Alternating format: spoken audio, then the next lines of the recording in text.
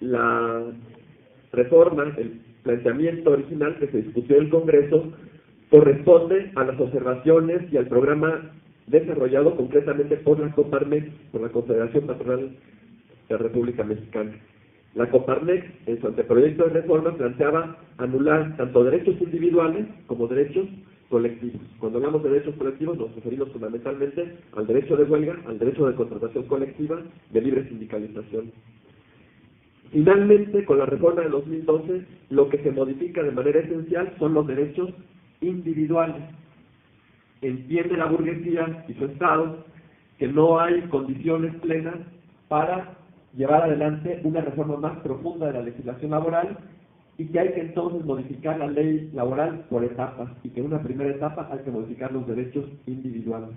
Los derechos colectivos aún no se modificaron, pero debemos de tener presente esto para reconocer que con la reforma laboral no concluye la modificación a la legislación laboral, sino que con la reforma de 2012 concluye solamente una etapa, que sigue presente el planteamiento de la clase empresarial de avanzar hacia una segunda etapa, donde entonces sí se toque el derecho de huelga, el derecho a la contratación colectiva y el derecho a la libre sindicalización.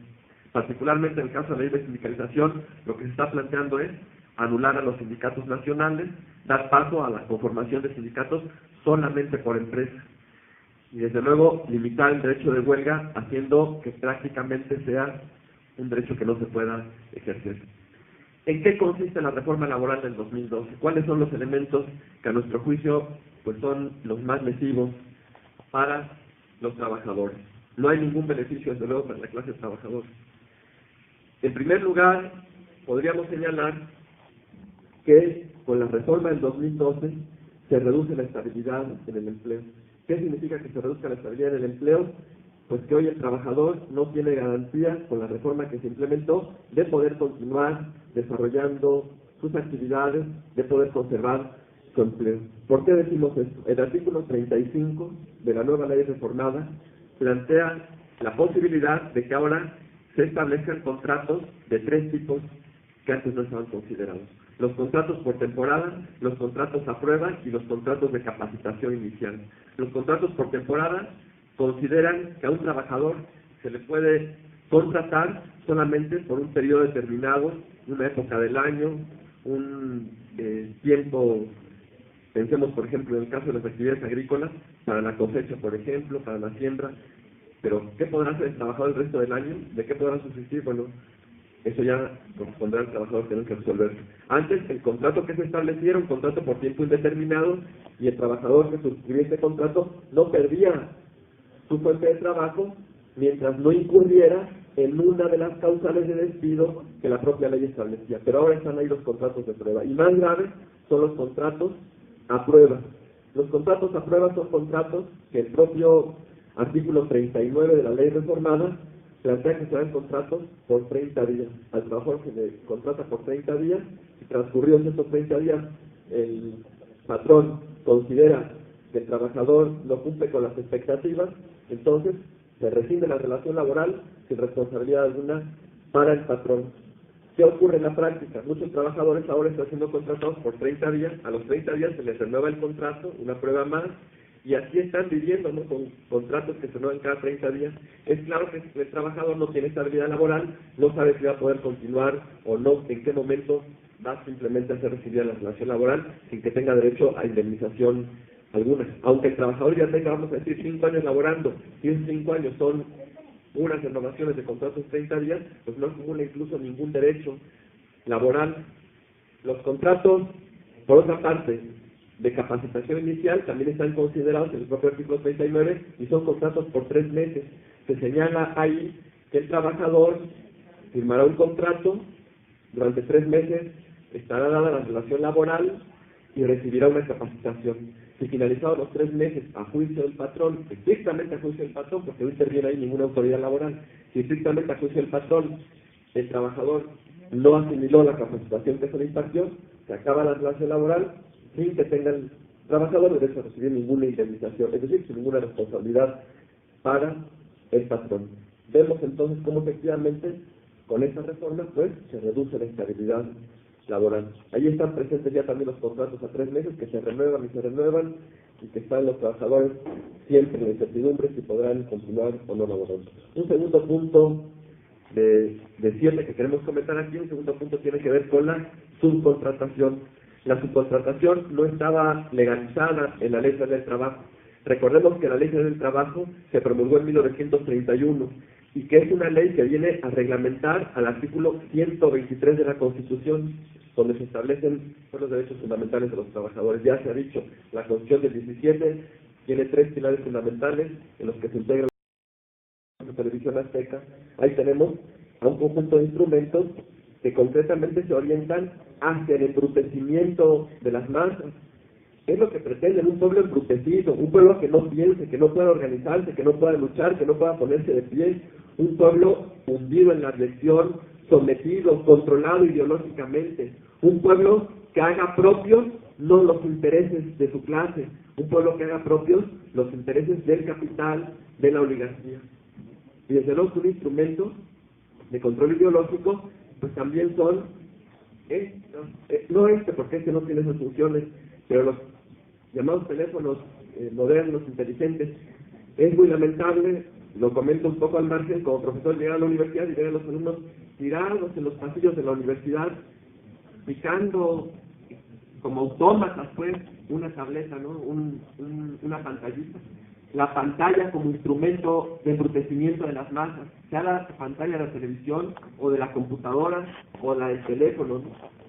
Entonces, efectivamente, nos encontramos con una juventud que poco está dispuesta a luchar, ¿verdad? No es la juventud de otras décadas, que salía a las calles, que marchaba, que se comprometía con los obreros, con los campesinos. Hoy, al Estado, le han sido eficientes los medios de control de la juventud que es un sector que por su propia naturaleza está dispuesto a ser crítico, a luchar, a participar. Y hoy no, es una juventud apática, es una juventud mediatizada, enajenada. Y hoy, compañeros, estamos en un colapso de esas instituciones que ya no aguantan más, que el Estado no va a invertir más dinero porque precisamente tiene bajo la manga esas reformas para darnos el golpe de gracia, privatizar el derecho a la salud, privatizar los servicios médicos, desmantelar aún más las instituciones y con ello, como ya dijo el compañero, todos los derechos laborales que se conquistaron en más de 100 años por la clase obrera, tirarlos a la basura. Con la precarización del trabajo, conocemos a enfermeras y médicos que han trabajado en la Secretaría de Salud y Asistencia, no tienen contrato colectivo, están por honorarios, tienen más de 10 años por honorarios, entonces ni se les respeta sus derechos a la seguridad social, ni su jornada de 8 horas, etcétera, etcétera. Entonces, si eso ya existe, pues vamos a estar peor. Entonces, compañeras, nosotros aquí les venimos a hacer una propuesta política. En el DF estamos impulsando asambleas generales por el derecho a la salud y la seguridad social.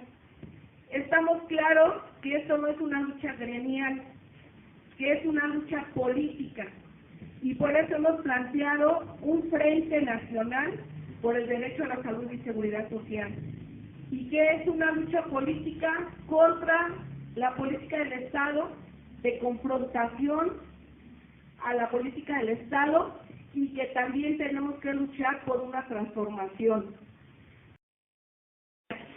Sí, y curiosamente la dirección del instituto sustituye estos 30 medicamentos por los medicamentos más baratos.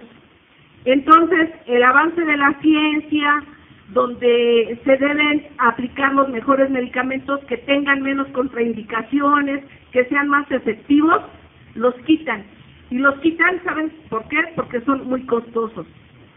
Entonces, por eso, ahorita, a esta jornada que vamos a impulsar, o que estamos impulsando, a partir del 8 de septiembre, afuera de la Cámara de Diputados, estamos llamando a una huelga de hambre que le hemos puesto. Reforma al sistema de salud es igual a muerte. Pobreza y privatización es igual a muerte. ¿Por qué? Porque si en el momento que nosotros requerimos un servicio o un medicamento no lo hay, nos están orillando a que se agrave nuestra enfermedad y a la muerte. Y eso va para todos, para niños, para jóvenes, para adultos, etcétera. Entonces, estamos haciendo un llamado a que ustedes luchen con nosotros, a que se integren a esta Asamblea General, a que este frente que se puede decir que apenas estamos construyendo como otra instancia de organización, porque yo creo que en los últimos 30 años hemos hecho muchos esfuerzos de organizarnos, que ustedes sean parte de este esfuerzo, que estamos planteando formar comités de lucha que de acuerdo también a nuestra ideología, a nuestra propuesta política, podamos formar en escuelas, en centros de trabajo, pues hasta en nuestra familia, ¿no? O sea, nos sentimos orgullosos porque ya hay un comité de lucha en Tijuana y están 8 compañeros que impulsaron una marcha el 28 de agosto en Tijuana. Y bueno, hay otros estados, más de 10 estados que se han estado movilizando. Entonces, compañeros, yo creo que hay que seguir dando la discusión política y creo que en este frente